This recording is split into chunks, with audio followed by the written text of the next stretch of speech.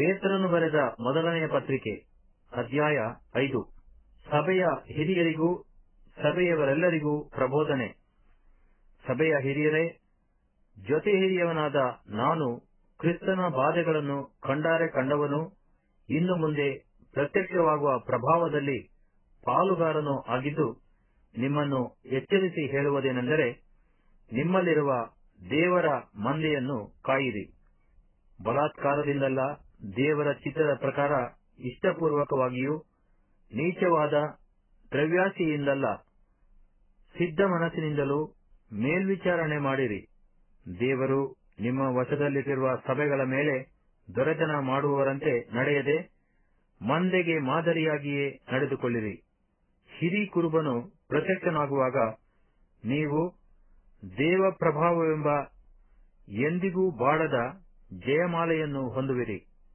ಯೌವನಸ್ಥರೇ, ಅದೇ ರೀತಿಯಾಗಿ ಹಿರಿಯರಿಗೆ ಅಧೀನರಾಗಿರಿ. ನೀವೆಲ್ಲರೂ ದೀನ ಮನಸ್ಸೆಂಬ ವಸ್ತ್ರದಿಂದ ಸೊಂಟ ಕಟ್ಟಿಕೊಂಡು ಒಬ್ಬರಿಗೊಬ್ಬರು ಸೇವೆ ಮಾಡಿರಿ. ದೇವರು ಅಹಂಕಾರಿಗಳನ್ನು ಎದುರಿಸುತ್ತಾನೆ, ದೀನರಿಗಾದರೋ ಕೃಪೆಯನ್ನು ಅನುಗ್ರಹಿಸುತ್ತಾನೆ. ಹೀಗಿರುವುದರಿಂದ ದೇವರ ತ್ರಾಣವುಳ್ಳ ಹಸ್ತದ ಕೆಳಗೆ ನಿಮ್ಮನ್ನು ತಗ್ಗಿಸಿಕೊಳ್ಳಿರಿ. ಆತನು ತಕ್ಕ ಕಾಲದಲ್ಲಿ ನಿಮ್ಮನ್ನು ಮೇಲಕ್ಕೆ ತರುವನು. ನಿಮ್ಮ ಚಿಂತೆಯನ್ನೆಲ್ಲ ಆತನ ಮೇಲೆ ಹಾಕಿರಿ. ಆತನು ನಿಮಗೋಸ್ಕರ ಚಿಂತಿಸುತ್ತಾನೆ. ಸ್ವಸ್ಥ ಚಿತ್ತರಾಗಿರಿ, ಎಚ್ಚರವಾಗಿರಿ.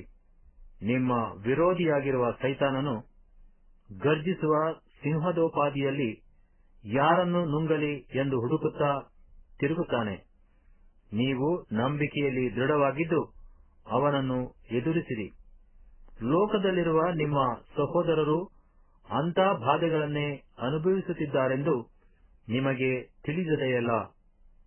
ಕ್ರಿಸ್ತನಲ್ಲಿ ನಿಮ್ಮನ್ನು ತನ್ನ ನಿತ್ಯ ಪ್ರಭಾವಕ್ಕೆ ಕರೆದ ಕೃಪಾಪೂರ್ಣನಾದ ದೇವರು ತಾನೇ ನೀವು ಸ್ವಲ್ಪ ಕಾಲ ಬಾಧೆಪಟ್ಟ ಮೇಲೆ ನಿಮ್ಮನ್ನು ಯೋಗ್ಯ ಸ್ಥಿತಿಗೆ ತಂದು ನೆಲೆಗೊಳಿಸಿ ಬಲಪಡಿಸುವನು. ಆತನಿಗೆ ಅಧಿಪತ್ಯವು ಯುಗ ಯುಗಾಂತರಗಳಲ್ಲಿಯೂ ಇರಲಿ. ಆಮೆನ್. ಕಡೆ ಮಾತುಗಳು. ನಿಮ್ಮನ್ನು ಎಚ್ಚರಿಸುವುದಕ್ಕೂ ಇದೇ ದೇವರ ನಿಜವಾದ ಕೃಪೆ ಎಂದು ಸಾಕ್ಷಿ ಹೇಳುವುದಕ್ಕೂ ನಾನು ಸಂಕ್ಷೇಪವಾಗಿ ಬರೆದು ನಂಬಿಗಸ್ತನಾದ ಸಹೋದರನೆಂದು ನಾನು ಎಣಿಸುವ ಸಿಲ್ವಾನನ ಕೈಯಲ್ಲಿ ಇದನ್ನು ಕಳುಹಿಸಿದ್ದೇನೆ. ಈ ನಿಜವಾದ ಕೃಪೆಯಲ್ಲಿ ನಿಲ್ಲಿರಿ.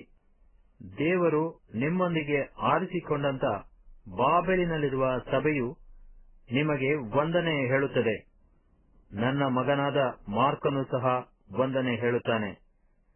ಪ್ರೀತಿಯಿಂದ ಮುದ್ದಿಟ್ಟು ಒಬ್ಬರನ್ನೊಬ್ಬರು ವಂದಿಸಿರಿ. ಕ್ರಿಸ್ತನಲ್ಲಿರುವ ನಿಮ್ಮೆಲ್ಲರಿಗೆ ಶಾಂತಿ ಇರಲಿ.